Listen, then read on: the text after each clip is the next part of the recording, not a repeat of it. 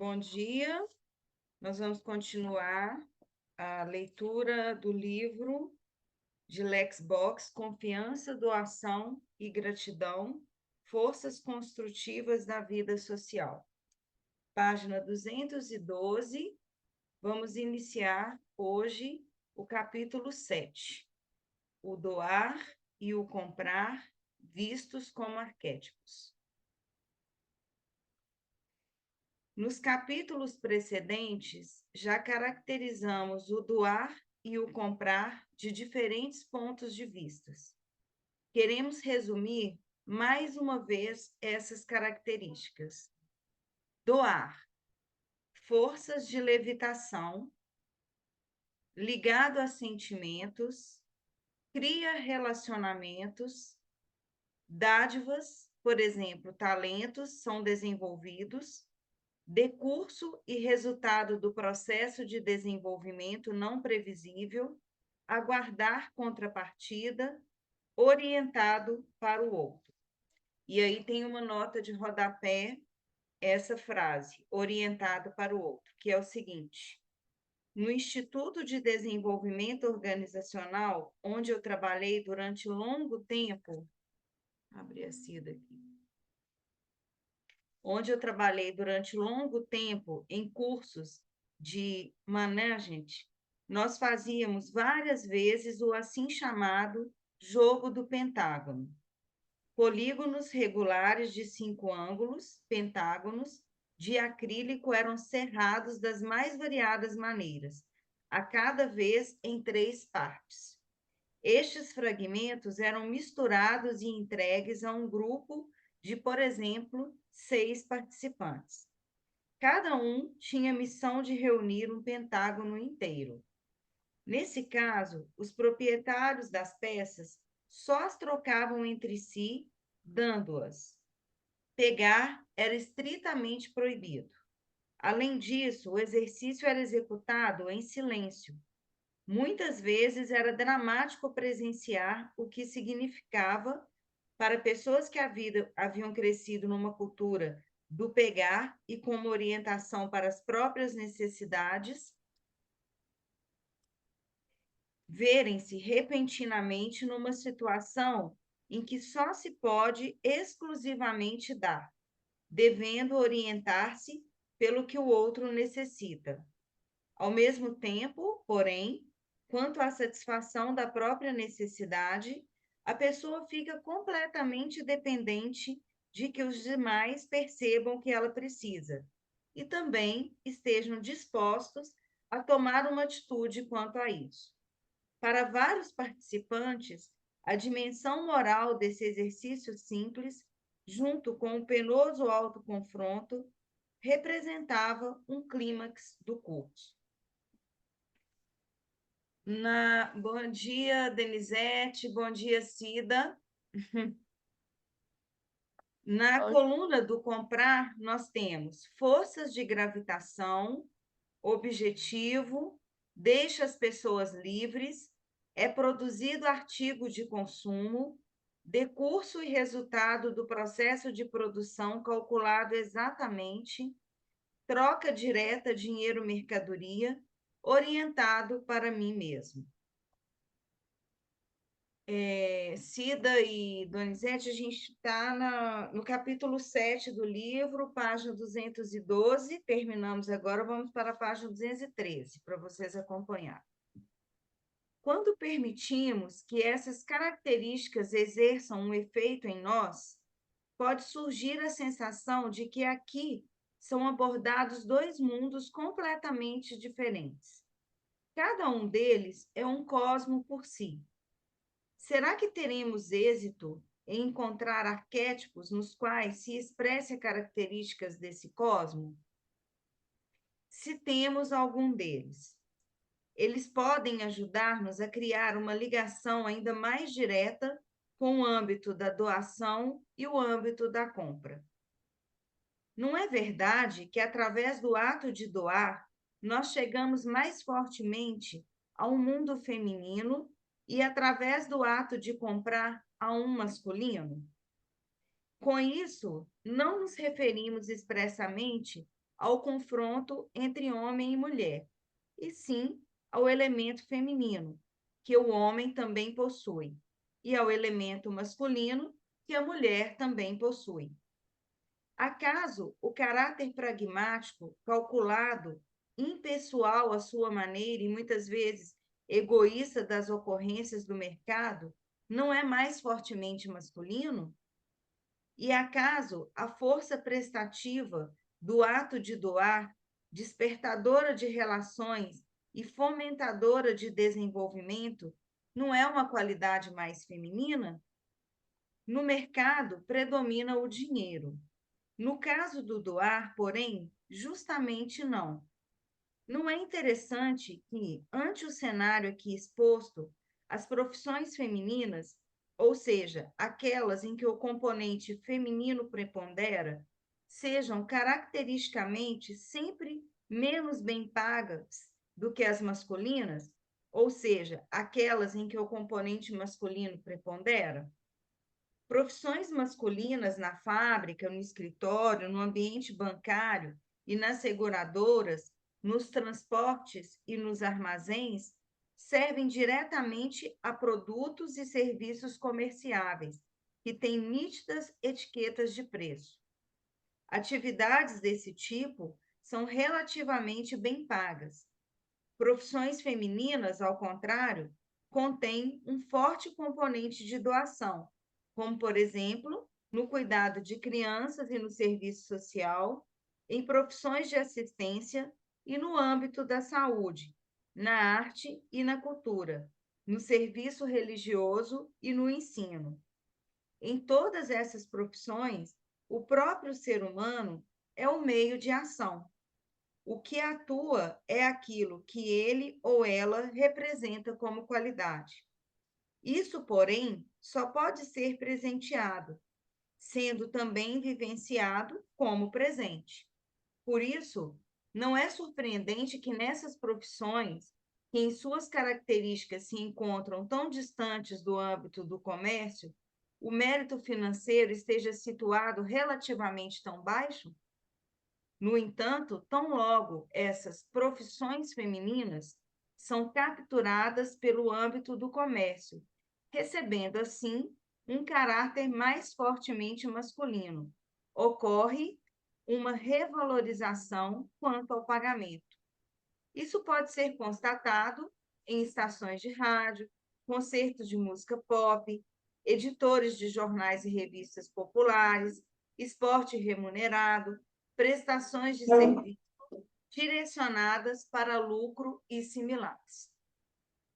Você ia comentar alguma coisa, Sil? Não, Não? eu não estou me acertando aqui com o computador e o teclado, desculpa. Tá. Pelo fato de o doar e o comprar terem sido ligados ao masculino e o feminino, deveria ser possível constatar, sem dificuldades, que aqui não reina nenhuma preferência ou prioridade. Ambos os campos devem poder desenvolver-se o melhor possível, cada qual à sua maneira, mas somente por sua interação sadia eles produzirão uma nova sociedade. Para citar um exemplo, precisamos incondicionalmente ter compreensão quanto à exigência legítima quando pessoas em profissões femininas exigem uma remuneração mais fortemente masculina. Mas também devemos convir que é necessário preservar parte de nossa vida social, cultural e espiritual fora do mecanismo de mercado. Fora do mercado, é necessário espaço para trabalho voluntário, para prestação de ajuda mútua, para trabalho no lar, para auxílio à saúde, caso em que um contato caloroso e um grupo de apoio são necessários, para o fortalecimento de relações amigáveis, para a comunidade espiritual, para o trabalho lento e criativo, para a demorada maturação de um talento, para a criação, manutenção e semeadura de cultura e assim por diante. Podemos também reconhecer os mundos do doar e do comprar, num contraste que precisamos aprender a superar, porque nossa época se confronta com ele em medida crescente. Trata-se do contraste entre economia e ecologia. A ligação entre economia e comprar é evidente. E a ecologia? No capítulo 2 dessa segunda parte, nós falamos sobre as circulações de dádivas possíveis de encontrar nos povos naturais e que servem para manter em pé a vida do grupo. No enfoque, foi apontado o descobrimento de elos alimentares em que plantas e animais se mantêm vivos em conjunto, porque se ajudam mutuamente ou também porque servem de alimento uns aos outros. O primeiro a descrever essa mútua prestação de auxílio, por exemplo, para uma ordem social, foi Kropotkin. Peter Kropotkin, cientista russo banido para a França em virtude de suas atividades políticas. Silvia? Eu não sei se vocês já leram, eu não li, tá? Mas me indicaram um livro que se chama A Vida Secreta das Árvores. Alguém já teve contato com esse livro? Eu já ouvi falar, mas eu nunca tive contato. Esse livro, de uns tempos para cá, tem aparecido em roda de conversa, aí depois apareceu no meu feed, e mostra ou traz como as árvores, a partir das suas raízes, estão todas interligadas e se ajudam mutuamente de uma forma, do jeito que eu entendi, tá? A pouca explicação que me deram, quase como se elas abraçassem por baixo o planeta Terra e tivessem assim interligadas todas, sabe? E essa última parte que você leu, Cíntia, que termina na página 214, foi apontado o descobrimento de elos alimentares em que plantas e animais se mantêm vivos em conjunto porque se ajudam mutuamente. Então, como você leu isso e esse livro está me permeando, eu incluo ele aqui como sugestão de leitura individual, porque parece que trata exatamente desse assunto, e olha como a natureza continua e reforça, nos ensinando de forma silenciosa, né? Porque ela não fala, mas ela expressa o que a gente precisa aprender para ser humano, né? Essa questão Isso, da inclusive, colaboração. é o princípio da agricultura biodinâmica, né? Porque você não usa os pesticidas, os agrotóxicos, porque eles conseguem fazer uma leitura da natureza, onde as próprias plantas se ajudam mutuamente, né? Então, quando você entra num espaço de agricultura biodinâmica, às vezes quem não conhece, acha até estranho, porque no meio das plantações de hortaliças, de verduras, de legumes, existem várias outras ervas que aparentemente podem achar estranho, tudo misturado, mas é porque elas fazem a proteção. É o princípio da biodinâmica, inclusive. E vamos só fazer um recorte, que a biodinâmica, a O Associação de Biodinâmica Botucatu, né? tá correndo o risco de perder o seu espaço, perder o seu trabalho de 50 anos lá em Botucatu. Então, quem puder É, ajudar divulgando isso que está acontecendo, e acho que eu já estou fazendo esse recorte aqui para divulgar para quem estiver assistindo também. isso. Então, continuando, o que a natureza nos ensina inconscientemente, sem moralidade individual, em termos de uma teia não hierárquica de relacionamentos a apoiar-se mutuamente, nós precisamos conseguir pôr em prática conscientemente na vida social. Ele, Kropotkin, denominava esse ideal como anarquia. Eu não tenho aqui. No sentido literal da palavra, uma sociedade sem, que é o prefixo an, centro, arque, dominante. Veja também o capítulo 6 dessa segunda parte. Com isso, Kropotkin estava em renhida oposição ao seu contemporâneo Darwin, Charles Darwin, 1809-1882, naturalista inglês, criou os fundamentos da teoria da evolução. Darwin via na natureza uma constante disputa pela sobrevivência e um survival of the fittest, sobrevivência do mais apto. Sua filosofia representava uma continuação daquilo que Adam Smith, 1723-1790, filósofo inglês voltado para a moral, já havia formulado anteriormente. Basta cada qual prosseguir suas próprias metas o mais consequentemente possível. Ah, tá, a Cida está falando ali. E uma mão invisível cuidará para que esse egoísmo se manifeste com o maior altruísmo imaginável. Evidenciou-se que essa mão invisível se manifestava como forte intervenção da autoridade, como Estado centralizador. Thomas Hobbes, 1588-1679, filósofo e cientista político inglês.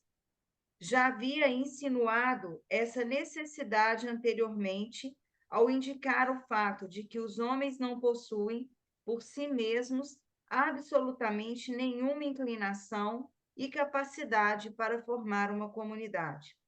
Essa precisa ser forçada pelo Estado. Kropotkin é o padrinho dos ecologistas. Ele observa a vida social como uma trama de relações de doação. Darwin não é tanto o padrinho dos economistas, mas a realidade da economia de mercado já pode ser designada como social darwinismo. Trata-se aí de uma luta pela sobrevivência, em que cada um, em primeira linha, tem em vista o próprio interesse.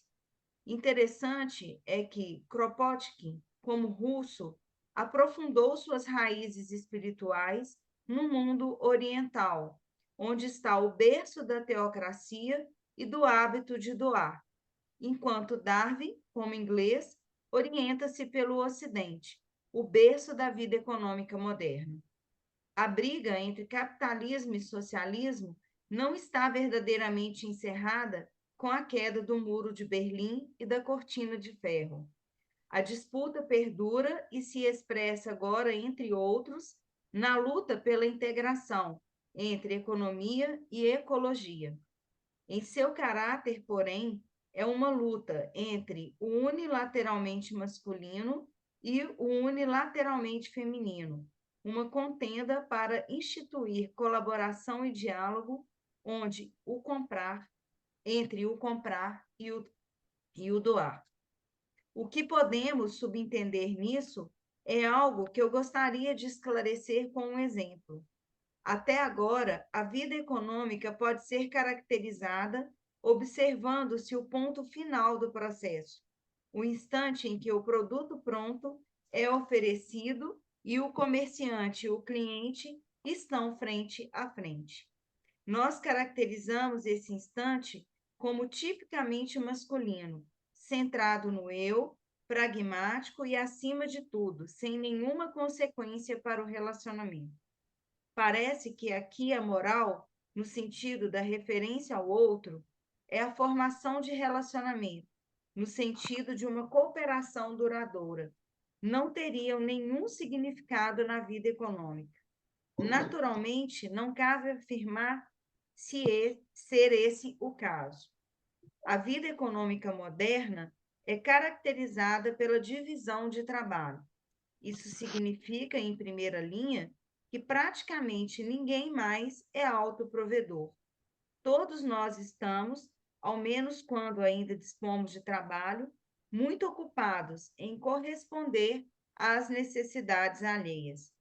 Aqui reside o ponto de partida para a moral. Será que nós estamos realmente interessados nas necessidades do outro e só produzimos o que ele realmente necessita?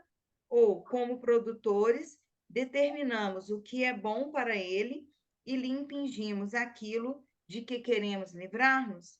Nós sabemos que a economia atual ainda é fortemente determinada por essa última atitude. A divisão de trabalho também engloba a necessidade de um intenso trabalho conjunto.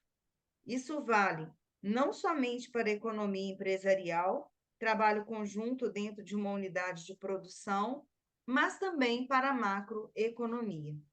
Somente um trabalho conjunto de âmbito mundial, nacional e regional entre produtores, comerciantes e grupo de consumidores é capaz de dirigir o processo econômico convenientemente, o que significa sintonizar realmente a produção com as necessidades e, nisso, evitar desperdício e impacto ambiental irresponsável, um compromisso moral diante da terra e das gerações vindouras. Nesse sentido, a vida econômica ainda é bastante masculina, luta no mercado anônimo. Quem realmente quer trabalhar em conjunto entra em dificuldade com a lei antitrust.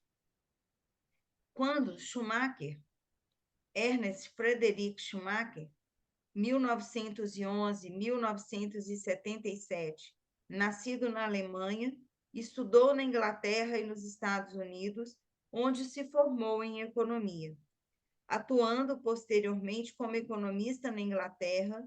Nos anos 1970, tornou-se o grande defensor da medida humana na economia, após entrar em contato com o budismo na Birmânia.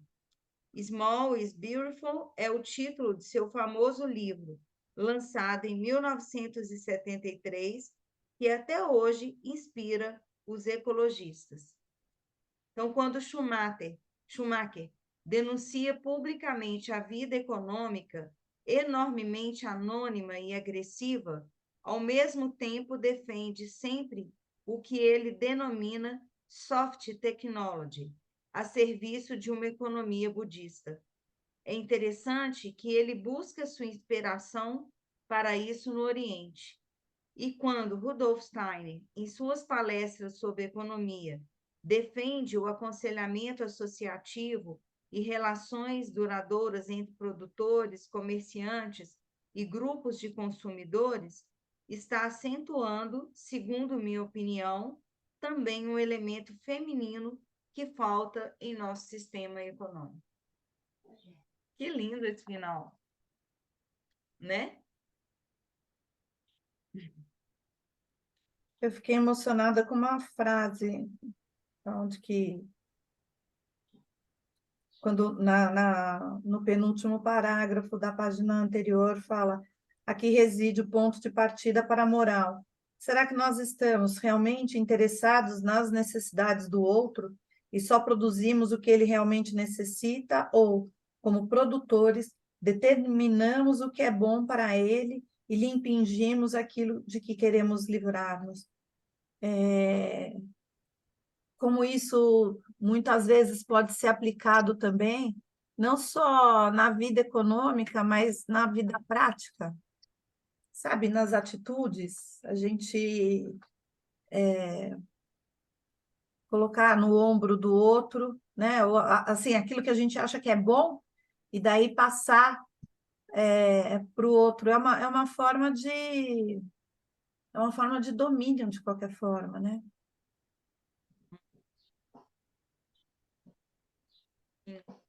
Eu não sei para vocês, mas eu estava falando antes da Camila chegar, da Cida e da Denise, com a Lourdes e com a Cíntia, que na nossa última leitura a gente não estava com mais uma guerra.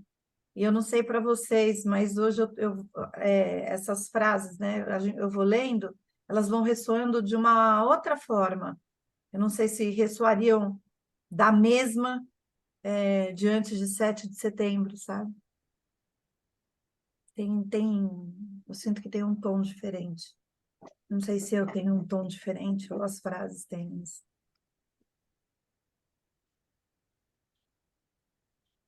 Continuamos? Alguém quer comentar alguma coisa? Não? Então, vamos ao capítulo 8, formação de comunidade à luz do comprar e do doar. Apesar de tudo o que já foi dito nos capítulos precedentes sobre a força do ato de doar na formação de comunidade, mesmo assim procuraremos, no presente capítulo, aprofundar-nos mais nesse sentido. No livro, já várias vezes citado, de Levis Heider, referência bibliográfica número 17, este descreve uma história emocionante sucedida a um casal de negros num bairro de Chicago. Eles recebem uma pequena herança e pretendem quitar o mais rapidamente sua hipoteca. Contudo, no decorrer de apenas poucas semanas, são solicitados por muitas pessoas de sua região a ajudar. Ali ocorreu um óbito, uma criança adoeceu, uma conta de telefone a pagar, aluguel atrasado e assim por diante. Bem rapidamente, toda a herança foi gasta. O casal estava diante da escolha: ou capitalizar a doação para uso próprio e assim ser, sem dúvida, expulsos do grupo, isolados da rede social, ou então fazer circular a doação e, por meio disso, manter e fortalecer a conexão grupal. Nós já nos deparamos com essas leis no capítulo 2 dessa segunda parte. Presentes que circulam criam substância social. Presentes que são transformados em bens de capital ou mercadoria agem como um micróbio. Um exemplo similar é citado por Lorna Mursdal. Lorna Mursdal, tá, é um apude aqui também. Ela e seu marido viveram por longo tempo numa tribo de bosquímanos, povo nômade do noroeste africano. Quando foram embora, ela deu a cada mulher da tribo uma quantidade de conchas cauri, sempre uma marrom e as demais cinzentas, suficientes para confeccionar um colar. Essas conchas eram desconhecidas entre os bosquímanos. Quando retornaram após um ano, quase nenhuma concha podia ser encontrada com os receptores iniciais. Em compensação, encontraram exemplares isolados nas áreas mais periféricas da comunidade tribal. A moral é novamente a mesma. Presentes não são capitalizados individualmente, e sim consumidos na circulação. Um outro exemplo que poderia ilustrar a ligação entre o ato de doar e a formação de comunidade se desenrola no interior da comunidade dos cientistas. O sociólogo Warren Hagstrom, não tem aqui, realizou muitas pesquisas no campo da organização do trabalho científico. Suas conclusões têm uma linguagem bem clara. Por seu caráter interdisciplinar, o desenvolvimento no campo científico depende do teamwork. Isso requer comunicação aberta, participação nas descobertas dos demais, abdicação de lucro pessoal. Cientistas que introduzem ideias na comunidade recebem em troca reconhecimento e status como recompensa. Esse status aumenta quando os cientistas deixam claro em suas publicações e revistas científicas o quanto devem aos colegas, citados nominalmente. Esses tipos de artigos tampouco são, normalmente, pagos em termos materiais. O interessante dessa forma de recompensa, status e prestígios na comunidade universitária, consiste no fato de esta não poder ser comprada. Ela só pode ser doada. porém, só se recebe essa doação quando também se doa. A liberdade do cientista individual dentro da comunidade consiste no direito da determinação de quando, como e a quem ele quer entregar sua doação. O indivíduo controla o fluxo da propriedade que se afasta dele, e isto em oposição àquele comercialmente interessado que pretende direcionar o fluxo para si. Eis duas formas bastante diferentes de individualismo. Chega até aqui a descrição, mais ou menos típica, idealmente, de Hagson, acerca de uma comunidade de cientistas que é mantida unida por uma circulação de doações e, ao mesmo tempo, é criativa. Essa imagem é, porém, transformada de um só golpe no momento em que elementos comerciais começam a atuar na comunidade universitária. O acréscimo de status é mínimo quando um cientista escreve um livro de textos ou realiza experiência para terceiros mediante contrato horário. Alguém assim é um técnico, um empregado servil, não faz parte de uma comunidade científica. Entre profissionais, por exemplo, médicos, não é usual cobrarem entre si. Comprador e vendedor são, aliás, membros de uma mesma comunidade profissional. Eles se dirigem um ao outro como colega e não querem lucrar reciprocamente. O micróbio na comunidade, ou no sentido da primeira parte do livro, a desconfiança crescente, se torna visível quando os cientistas começam a esconder temerosamente suas descobertas, suas doações de seus colegas, porque com isso querem guardar pessoalmente a honra no próprio bolso, num artigo ou mediante uma promoção. Êxitos pessoais desse gênero fazem com que ocupem um lugar melhor no mercado, seja na hierarquia universitária ou na vida empresarial. Pelo fato de a maioria do trabalho de desenvolvimento científico em universidades, tanto em termos de conteúdo como financeiramente, ser dependente de pesquisas por encomenda contratual da indústria ou do exército, de fato, o micróbio do comércio já escavou por dentro a maioria das comunidades acadêmicas. Livre comunicação e participação nas doações mútuas são tabu, onde segredos militares ou interesses comerciais, por exemplo, patentes de invenções científicas, determinam o clima. Algum comentário? Continuamos. Dentro do departamento de pesquisas de uma empresa de comércio pode, é verdade, aflorar algo como uma esfera comunitária onde doações circulem livremente, mas no limite do empreendimento isso cessa, porque ali regem as leis do mercado. O fato de mesmo isso não ser sempre o caso foi-me relatado por um químico de uma cervejaria. Certa vez, ele fora contatado telefonicamente por um colega cientista de uma empresa concorrente no exterior. Lá ocorriam problemas com formação indesejada de álcali na espuma da cerveja. Perguntou-lhe essa pessoa se o colega sabia algo a respeito.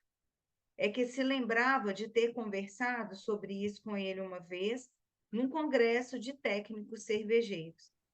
O colega solicitado sabia, de fato, algo a respeito e deu conselhos úteis ao outro. Quando o colega do departamento de marketing soube do ocorrido, o químico foi censurado rigorosamente.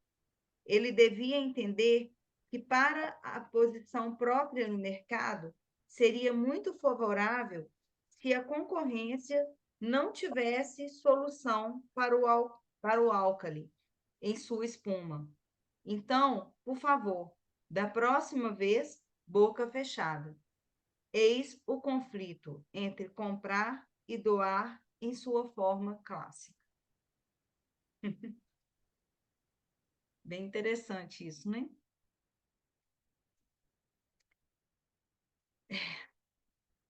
Uma transação de compra requer distância e, ao mesmo tempo, distância, e do mesmo modo cria distância não somente entre os envolvidos, mas também entre os envolvidos e o objeto do qual se mantém distância na compra.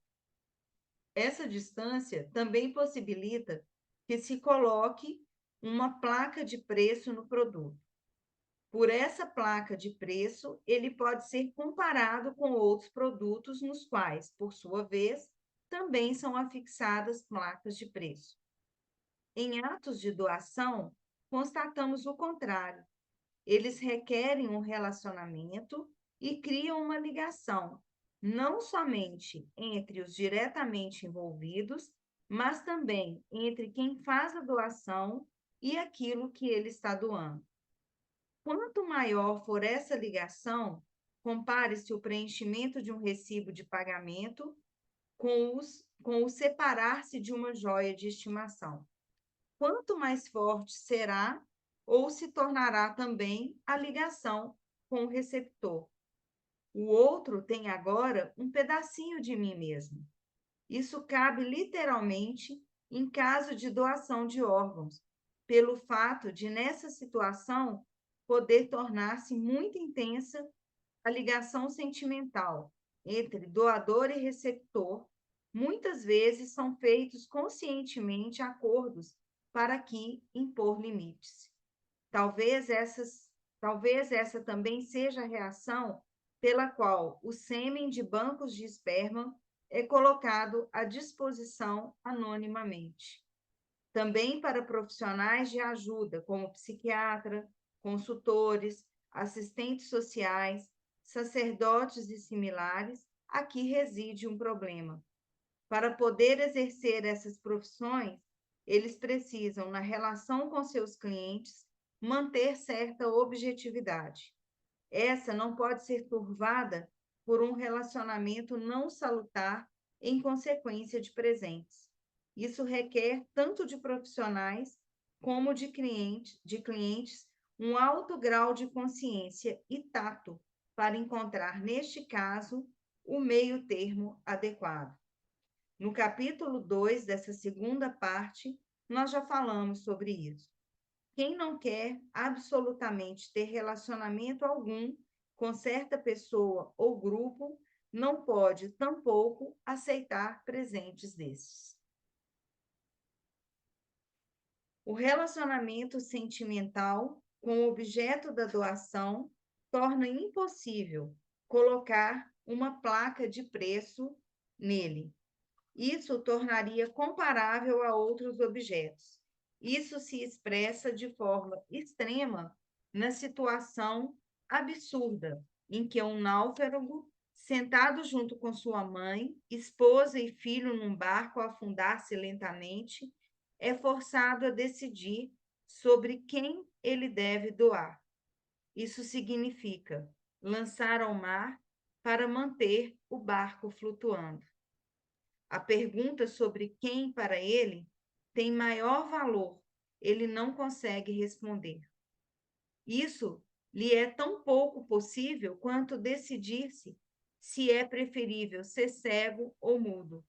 Qual órgão dos sentidos vale mais? Não se sabe. Cíntia, eu de novo, né? Quem aqui assistiu o filme A Escolha de Sofia? Eu li o livro, o filme eu não assisti. Então, recomendo, porque é exatamente isso. Ele está onde? Eu não sei em qual plataforma pode ser assistido, mas é um filme com a Mary Streep, mais ou menos da década de 90.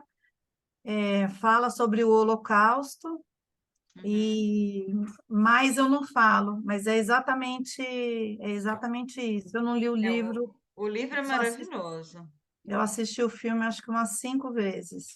Uhum. Eu nem sabia que ele tinha filme, achei que fosse só um livro. Eu acho que a Mary Streep foi premiada, por conta desse filme, A Escolha de Uhum. Sofia. Uhum.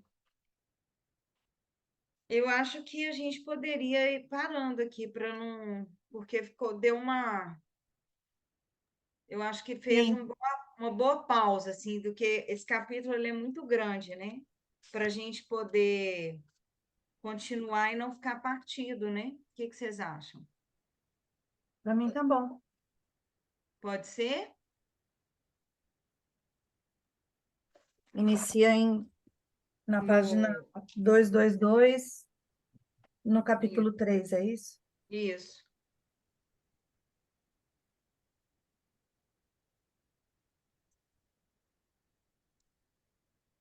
Você poderia ler para a gente novamente o Leio. verso? Lembrando que é isso, deixa eu só confirmar aqui. A Cida colocou o PDF do livro para a Cíntia. Quer dizer, O você tá livro da árvore? da árvore, olha que coisa. É. Já Não é? temos vários livros para continuar o grupo de estudos. A Escolha de Sofia, Os Segredos das Árvores. Pois é. Então vamos lá. Queria só dizer bom dia. Eu entrei Bom quieto aqui. Dia. Tudo bem? Tudo bem? Bem-vinda. Tudo bom? Obrigada. Fazia os sábados e não consegui mais. E aí hoje, quando eu vi ontem, Ah, me pegou, começado, né, o grupo